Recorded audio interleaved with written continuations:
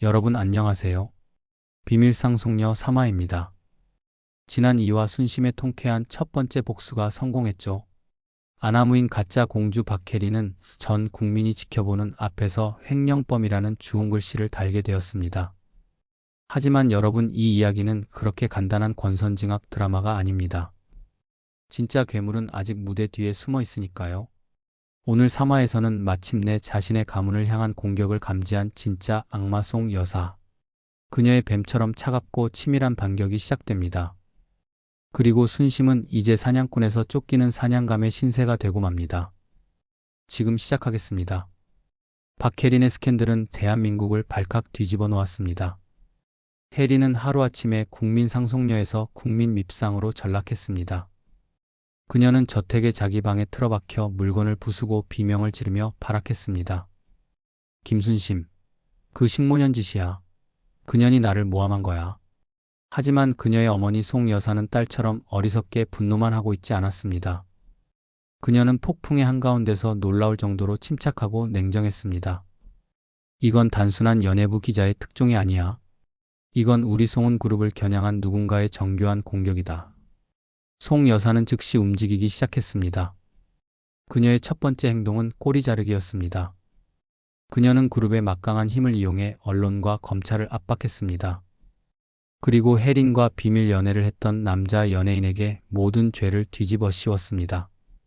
남자 연예인은 긴급 기자회견을 열고 눈물을 흘리며 모든 것은 저의 잘못입니다. 제가 박혜린 상무님을 유혹하고 협박하여 금품을 갈취했습니다. 라는 각본을 읽어야만 했습니다. 그는 연예계에서 비참하게 퇴출당했고 혜린은 세상 물정 모르는 순진한 피해자로 교묘하게 포장되었습니다. 송 여사는 이 모든 일을 처리한 뒤 혜린을 방에 가두고 모든 카드와 자동차 키를 빼앗았습니다. 이 멍청한 것, 내가 이를 이 지경으로 만들었어. 당분간 근신하고 조용히 숨만 쉬고 있어. 송 여사에게 딸은 더 이상 사랑스러운 존재가 아니었습니다. 자신의 완벽한 성에 흠집을 낸 골칫덩어리일 뿐이었습니다. 그리고 송 여사의 두 번째 진짜 반격이 시작되었습니다. 그녀는 돈이라면 무슨 일이든 처리하는 기업 해결사, 고스트 컴퍼니라고 불리는 무자비한 사설 정보 회사를 고용했습니다. 이번 스캔들을 최초로 언론에 제보한 자, 그 배우를 찾아내. 단순한 내부 고발이 아닐 것이다. 분명히 전문가가 개입되어 있어. 돈은 얼마가 들어도 상관없다. 송 여사의 차가운 명령에 고스트 컴퍼니의 그림자들이 움직이기 시작했습니다. 한편 그 시각, 강민혁 변호사의 사무실에서는 작은 축하 파티가 열리고 있었습니다. 아가씨, 정말 통쾌했습니다. 최 영감이 막걸리를 들이켜며 외쳤습니다. 순심도 30년 만에 처음으로 마음 편히 웃고 있었습니다. 자신을 평생 짓밟았던 혜린의 몰락, 그것은 그녀에게 짜릿한 해방감을 안겨주었습니다. 하지만 강민혁 변호사의 표정만은 어두웠습니다. 너무 일찍 축배를 들지 마십시오. 변호사님? 송 여사는 꼬리가 밝히면 그 꼬리를 스스로 잘라내고 오히려 더 큰 덫을 놓는 여자입니다. 그녀는 절대 이대로 가만히 있지 않을 겁니다. 강 변호사는 10년 전 자신이 어떻게 그녀에게 당했는지를 뼈저리게 기억하고 있었습니다. 분명 지금쯤 우리의 꼬리를 밟기 위해 움직이고 있을 겁니다. 그럼 우리는 어떻게? 순심의 얼굴에 다시 불안감이 서렸습니다. 걱정 마십시오. 저도 대비하고 있었습니다. 당분간 세 사람 모두 몸을 숨겨야 합니다. 하지만 송 여사의 그림자들은 강 변호사의 예상보다 훨씬 빨랐습니다. 며칠 후 고스트 컴퍼니는 송 여사에게 중간 보고를 올렸습니다. 회장님 최초 유출자의 흔적을 찾았습니다. 누구냐? IP 추적 결과 모든 정보는 한 작은 법률 사무소에서 시작되었습니다. 여의도 변두리의 강민혁 법률사무소입니다. 강민혁. 송 여사는 그 이름을 곱씹었습니다. 그리고 그녀의 뇌리에 10년 전 자신의 앞길을 막아섰던 젊고 오만했던 검사의 얼굴이 떠올랐습니다. 송 여사의 입가에 섬뜩한 미소가 걸렸습니다. 하, 강민혁. 그 애송이가 아직도 살아있었구나. 10년 전에 싹을 잘라버렸어야 했는데 내 실수였어.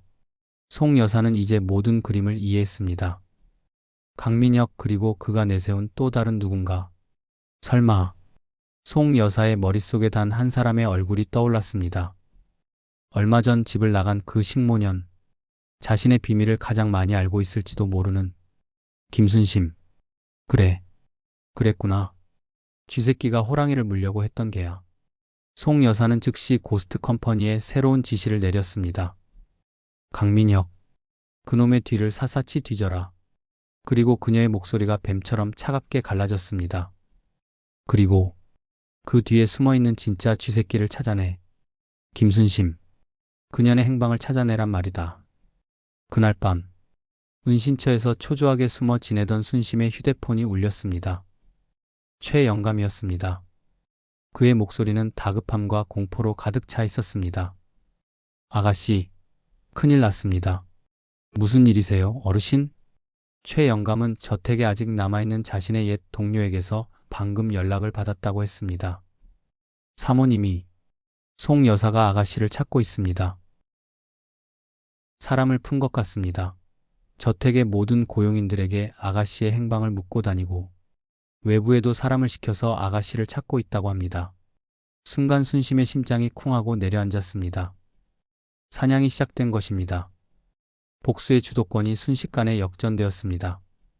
이제 사냥꾼은 송 여사였고 자신은 덫에 걸린 사냥감이 되어버린 것입니다.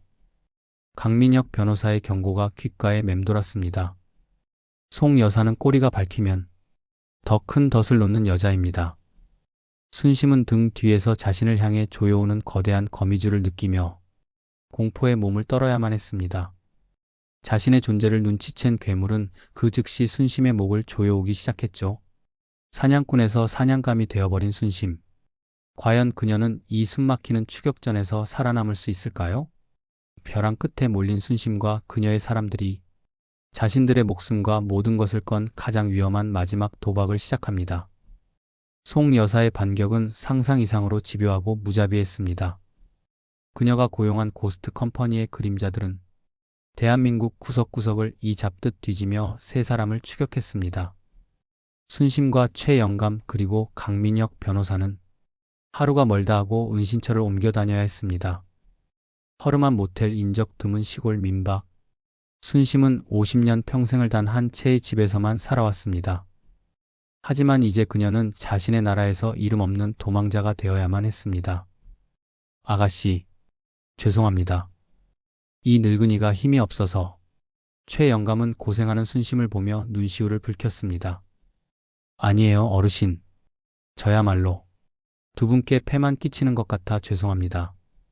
송 여사의 공격은 여기서 그치지 않았습니다. 그녀는 그룹의 법무팀을 총동원하여 강민혁 변호사를 공격하기 시작했습니다. 명예훼손 허위사실 유포 업무방해, 온갖 죄목을 씌워 수십 건의 고소를 남발했습니다. 강 변호사는 순심의 복수를 돕기는커녕 자신의 법률 사무소를 지키기에도 벅찬 상황에 내몰렸습니다. 최영감에게는 더욱 비열한 압박이 들어왔습니다. 송 여사는 최영감의 아들이 운영하는 작은 식당을 찾아내 세무조사와 위생단속을 쉴 새 없이 보내며 그의 가족들을 괴롭히기 시작했습니다.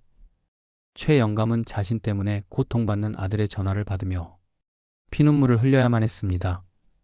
시간은 그들의 편이 아니었습니다. 자금은 바닥을 드러내고 있었고 송 여사의 포위망은 시시각각 그들의 숨통을 조여왔습니다.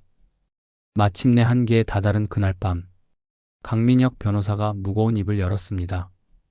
이제 우리에게 남은 카드는 단 하나뿐입니다. 그의 눈은 비장한 결의로 가득 차 있었습니다. 핵폭탄을 터뜨려야 합니다. 핵폭탄이라니요? 박순심 아가씨의 출생의 비밀. 그 모든 것을 세상에 공개하는 겁니다. 하지만 강 변호사는 고개를 저었습니다. 하지만 지금처럼 우리가 도망자의 신세인 상황에서 진실을 터뜨려봤자 세상은 우리를 돈을 노린 사기꾼으로 매도할 뿐입니다. 우리에게는 우리의 목소리를 세상에 그대로 전달해줄 우리만의 무대가 필요합니다. 세 사람은 그들만의 무대를 만들기 위한 위험천만한 계획을 세우기 시작했습니다. 그것은 대한민국에서 가장 집요하고 정의감 넘치는 탐사보도 전문 기자, 재벌가의 압력에도 굴하지 않는 사냥개라고 불리는 백진우 기자를 이용하는 것이었습니다. 백진우 기자는 절대 우리가 먼저 접촉할 수 없으므로 그는 제보자의 신원이 조금이라도 의심스러우면 아예 취재를 시작하지도 않는 사람이야. 최 영감이 말했습니다. 그렇다면 그가 우리를 찾아오게 만들어야 합니다. 강 변호사가 말을 이었습니다. 그가 거부할 수 없는 미끼를 던져서 스스로 우리가 만들어 놓은 판으로 걸어 들어오게 만들어야죠. 모두의 시선이 순심에게로 향했습니다. 그 위험한 미끼의 역할을 할 수 있는 사람은 오직 그녀뿐이었습니다. 순심이 떨리는 목소리로 입을 열었습니다. 제가 그 미끼가 되겠습니다. 순심은 30년간의 기억을 더듬었습니다. 그리고 송 여사의 가장 깊은 비밀 하나를 떠올렸습니다. 송 여사에게는 아주 특별한 난초가 하나 있었습니다. 1년에 단 하루, 오직 자신이 세상과 바꾸었던 친딸의 기일에만 꽃이 피는 희귀한 난초. 송 여사는 매년 그날이 되면 모든 일정을 비우고 홀로 경기도 외곽의 한 비밀스러운 개인 온실을 찾아가 그 난초를 보며 하루를 보냈습니다. 그것은 그녀가 평생 지켜온 유일한 비밀이자 그녀의 가장 약한 골이었습니다. 순심이 말했습니다. 다음 주 수요일입니다. 그날이 바로 송 여사가 그 온실을 찾는 날입니다. 계획은 세워졌습니다. 순심은 고스트 컴퍼니가 추적할 수 있도록 일부러 자신의 흔적을 흘렸습니다. 다음 주 수요일 오후 2시 경기도 비밀의 화원 온실. 김순심 그곳에 홀로 나타날 예정.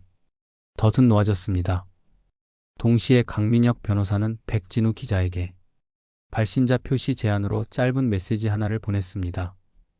송은그룹 스캔들의 진짜 진실. 다음 주 수요일 오후 2시 비밀의 화원 온실에서 라이브로 펼쳐집니다. 카메라만 들고 오십시오. 특종을 보장합니다. 마침내 약속의 날, 순심은 홀로 택시를 타고 비밀의 화원 온실 앞에 내렸습니다. 그녀의 심장은 미친 듯이 뛰었지만 그녀의 얼굴에는 어떠한 두려움도 없었습니다. 이것은 그녀가 스스로 선택한 그녀의 전쟁터였습니다. 온실 안은 후덥지근한 공기와 짙은 꽃향기로 가득 차 있었습니다. 순심은 조용히 온실의 가장 깊숙한 곳으로 걸어 들어갔습니다. 그녀는 알고 있었습니다. 지금 이 순간 자신을 죽이기 위한 송 여사의 칼날과 진실을 파헤치기 위한 기자의 카메라가 동시에 자신을 향하고 있다는 것을 그녀는 스스로 사자의 아가리 속으로 걸어 들어간 것입니다.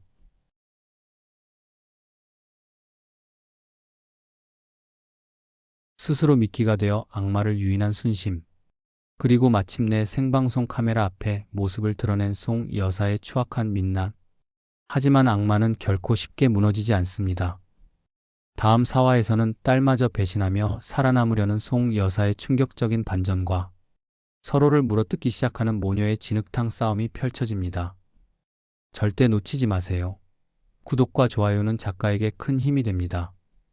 감사합니다.